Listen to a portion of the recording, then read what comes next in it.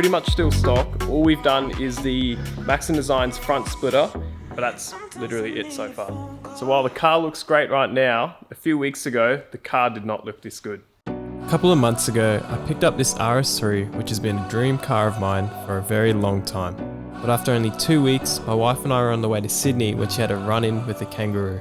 Luckily, we were only going quite slow when we hit it, otherwise the damage could have been much worse. After having a good look at the damage, I decided to fix it myself. That way I could have the car looking like brand new again as soon as possible. Once we were back home, we were able to have a better look, and as you can see, the grille was cracked and damaged in quite a few places. This lower grille piece was also damaged. The tow hook cover come off and was missing. The license plate come off and was all scratched up. And the bumper had a few minor surface scratches which should all hopefully buff out. Now that we've seen the damage, it's time to start fixing it.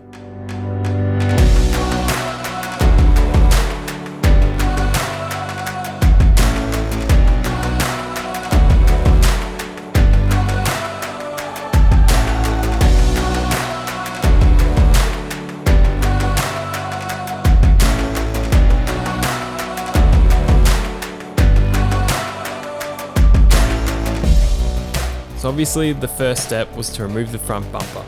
And to do so, we started by removing these few screws from the wheel liner. And once these are out, you're able to get in behind the wheel liner to remove the next 2 screws. One of them is up the top here joining the bumper to the fender, and the other can be found here. Then we got under the car and removed the screws from the bottom of the bumper. Next, we have to remove the hood latch and this piece around it. We were able to release the clips and rotate this piece out the way, but we couldn't figure out how to remove the hood latch. With this piece out of the way, we can then remove the final screws along the top of the bumper. As you can probably tell, I'm definitely not a mechanic, nor do I know a whole lot about cars. I'm literally just figuring it out as I go and learning along the way. Finally, we can remove the bumper. But before we pull it away from the car, we have to disconnect the wiring harness and the water hose. But no matter what we tried, we could not get the water hose clip to release. We ended up having to do it the painful way and unclip the full line from the bumper so that we could finally pull the bumper away from the car. I reckon it looks better with the bumper off, mate. Oh, look at the broken bits falling out. That's due to the kangaroo. Right, yeah. Let's show the damage actually. Let's get around to that. So in here, obviously, yeah, look at this. Look at that. Look at these plastic pieces. That's all broken. This piece here, I wonder if it's damaged. I don't think you got your radiator. No. Another piece. Is there any more? What else we got in here? Surely there's a few more pieces in behind there. Oh, I learned how to remove this finally. From what I saw in the video, is above the top here, there's a little clip. If we can get that out. Pull this. Nice. If it wants to come out. There we go. Pull that out, and then this comes straight off. Look at that. Just like that. So it is the next day now. It took way too long to get this front bumper off last night, but we managed to get it off in the end. We did run into some issues with this water hose, which we will tell you about now. The reason it took so long to get the front bumper off was because of this right here. This hose, which was clipped in the whole way around the bumper to the 2 headlight washers. These clips came off super easy, squeeze the 2 ends, and they slid right off. This one right here where it connects to the car is the one we were struggling with. No matter what we did, we could not get it to release. And so we took a break last night, but this morning I've had a crack at it. I managed to get it off, and I'll chuck a photo up on the screen, but this inside of here was full of dirt, and it was clogging up and stopping it from releasing. But we managed to get it to release.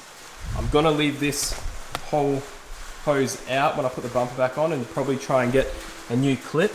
We might need to end up getting a whole new hose, but we'll see. We'll go to the parts store and see if we can get away with just replacing the clip. But we'll leave it off for now. The other problem we run into, we found some other damage.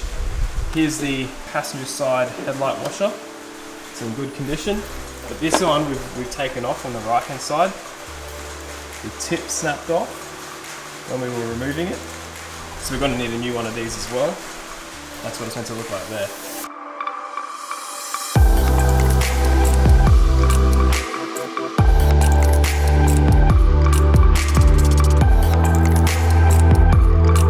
To replace the grille pieces, we have to remove everything that is in the way. This includes the wiring harness and disconnecting the sensors. Then you have quite a few screws to remove. Once this is done, you then have to carefully remove the grille by releasing all the tabs while trying not to break any. With the first piece of the grille out, we then had to remove this bottom panel to access the rest of the clips holding the grille in place. With this out of the way, we then removed the second piece of the grille, and finally the main piece was ready to come out. Now that we have it all disassembled, we have to move the RS3 badge to the new grille and start putting it all back together.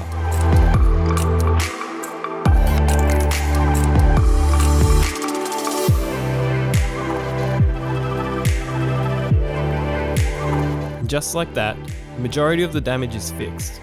And a couple days later, the front splitter had finally arrived. We opted for the Maxton Designs front splitter version 2. Now to install it, the bumper once again has to come off.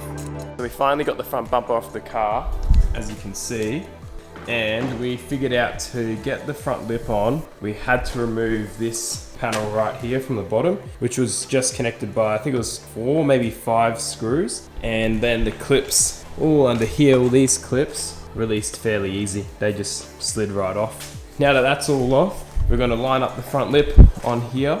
We're going to start pre-drilling. I'm not sure how we're going to do it. We might do the 2 corners, line them up, pre-drill them and then temporarily bolt them on. Then we'll go through and we will pre-drill the rest of the holes and put the rest of the bolts in.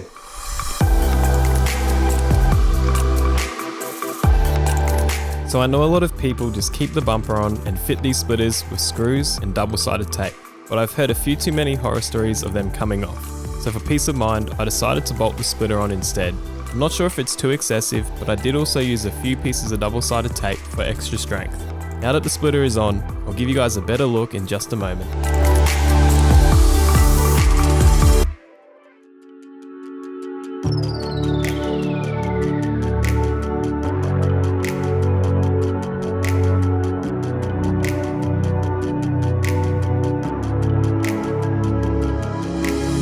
As you can see, the front splitter completely transforms the front end of the car and makes it look much more aggressive. And as you have probably already noticed, quite a bit has changed in the garage since I last picked up the camera. We painted the bottom of the mezzanine floor black and mounted hex lights to create a better space to film in. We also added a few extra hanging lights from the ceiling so that no matter where we are filming or working in the garage, there will be no shadows. Then lastly, we just cleaned up everything lying around and hung this white curtain to hide the storage areas and create a clean backdrop. And I think that all this will definitely improve the video quality going forward. Off camera, the tow haul cover had arrived, and to my surprise, it actually came painted, and so all we had to do was install it, and that was sorted. I did also attempt to cut and polish the front bumper and managed to remove 90% of the scuff marks, but will probably send it to a professional to clean up the rest. But overall, this car definitely looks like brand new again. Now the last thing we have to do is replace both the headlight washer and the hose that were damaged. And yes, this means we have to take the bumper off again.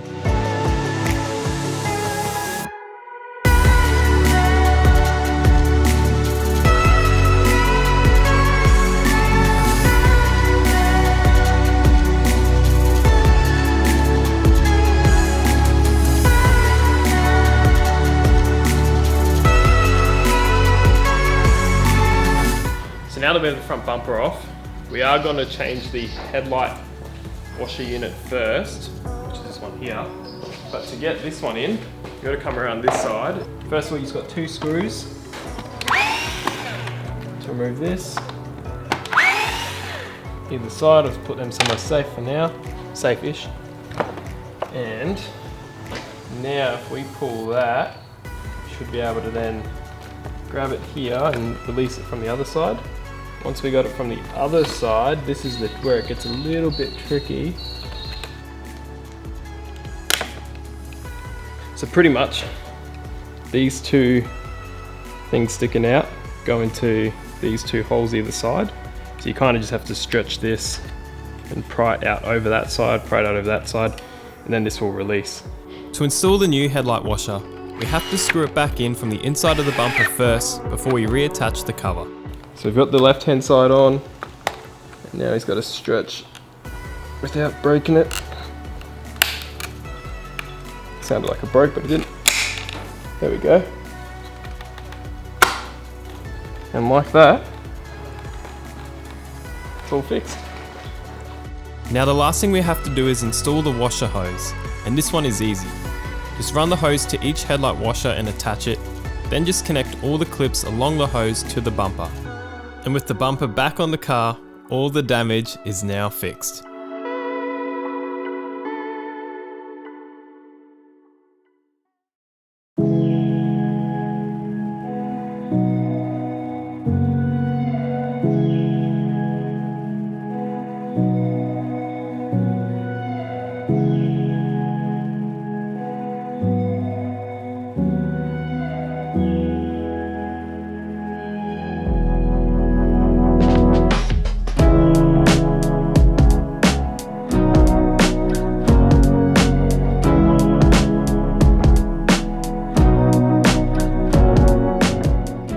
I did forget to film an outro, but I'm here now, and if you look closely, you might be able to get a peek at what's coming.